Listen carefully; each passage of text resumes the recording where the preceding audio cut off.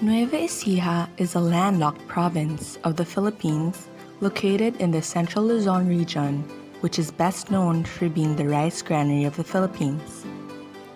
It has a total land area of 550,718 hectares and has fertile lands that are nourished by the Great Pampanga rivers and its many auxiliaries.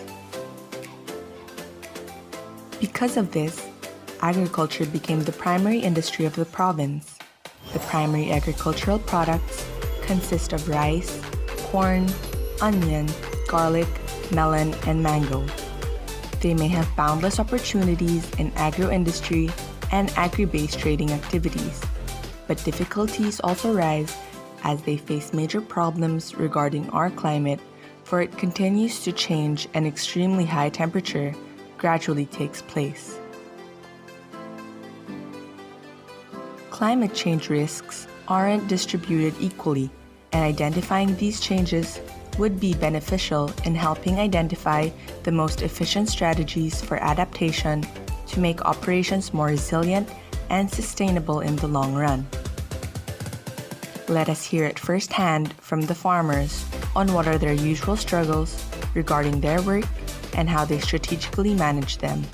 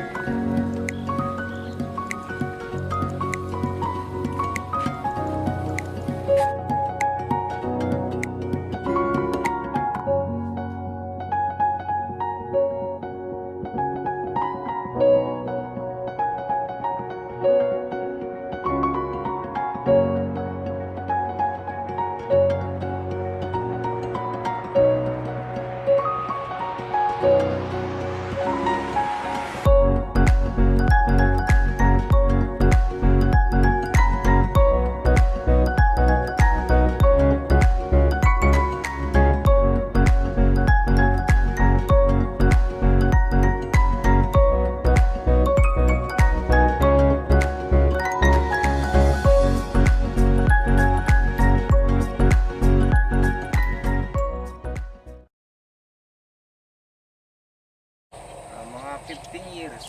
Bali 35 years na ngayon.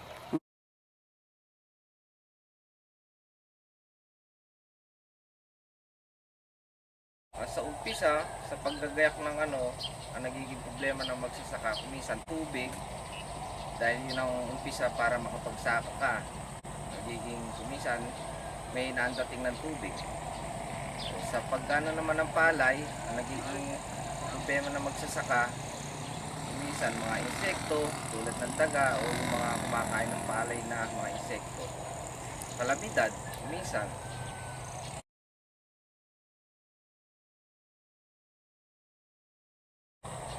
Siguro dahil kuminsan nga yung panahon natin, kuminsan nagkakaroon ng tagtuyot. So yun ang kuminsan kulang sa tubig. Napakalaking problema yung harap namin yan, lalo na sa ako ng climate change ay nagbabago nga yung maraming hayop, ano insekto nga yung bumukas sa sibuyas. Kaya malaki talaga epekto sa amin dahil ang gamot na binibili na atay ng mahal. Nakakapatay ng insekto na yan, mga uod. Mahal talaga ang pamatay ng insekto para mapasa yung uod na yan.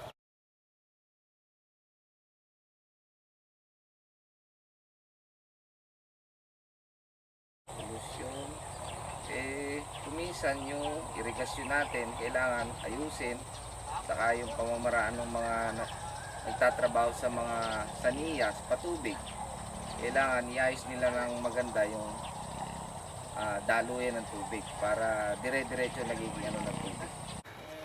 Ang solusyon na dapat tulungan kami ng gobyerno na para maikon yung gamot na po pwedeng masolusyonan na sila dapat gumagawa ng gamot na may bebete na lang mura sa mga magsasaka.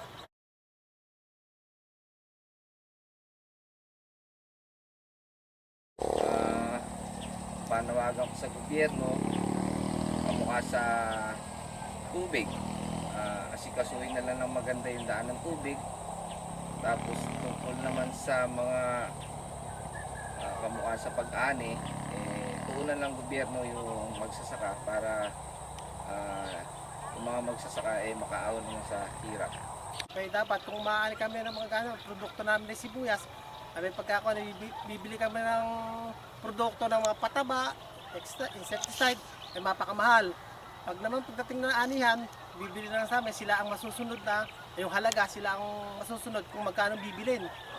Ang mga magsasaka, ang magsisibuyas din na katulad ko, pagka sinabing ang presyo nila gano'n, wala rin kami magagawa. Sila ang nasusunod. Kaya ang dapat na gawin ng gobyerno ay tulungan kami na dapat may sarili silang pondo para pondohan nila yung katulad namin magsisibuyas. Yun ang panawagan sa gobyerno. The food industry, especially the agriculture sector, is a fundamental part of our country, especially now that we are currently experiencing a pandemic crisis and water shortage. The challenge of food security is directly related to the challenge of water availability, which will be greatly affected by climate change, which is one of the problems that the farmers were experiencing. Incidences like competition for water source may increase as certain areas become climatically unstable and unsuitable for production. Extreme weather events associated with climate change may cause sudden reductions in agricultural productivity due to the destruction of crops. These events include El Niño, which is a weather phenomenon that consists of dry condition, sometimes drought, and consecutive months of below normal rainfall, and La Niña, that is a direct opposite of El Niño, which carries strong and devastating typhoons that cause too much rainfall and flooding. Although this changing patterns triggers the growth of different kinds of insects and pests that may harm and damage different agricultural products. Climate change greatly affects the state of our agriculture, as its effects directly influence the water supply of that sector. Studies have shown that the agriculture is the biggest user of water at 80%, and our country is not water secured for it. Furthermore, based on research conducted by the University of the Philippines, Los Baños, these 4 regions in the Philippines, including Central Luzon, will face a deficit in water supply from their localities by 2025 if nothing is done to address the water issues. And with the present situation of the world, it is sad that we do not give importance and enough support for our farmers. Instead, we contribute to their problems. We tend to neglect these driven and industrious farmers that work the whole day under the sun just to grow and harvest crops for us to have food on our own plates. It is about time we recognize their efforts by not wasting food, giving them enough salary that they deserve, helping them recover from natural disasters brought by climate change, and being one of them in applying preventive measures for climate change. This will only be possible if our government officials will hear, collaborate, and cooperate with our dear farmers. But always keep in mind that it is our own responsibility to take care of our environment. These powerful people will just be an instrument to sustain what we are doing. Let us not let other people, like these farmers, suffer from our own negligence, because at the end of the day, it is in our own hands to keep our own people and planet safe and healthy.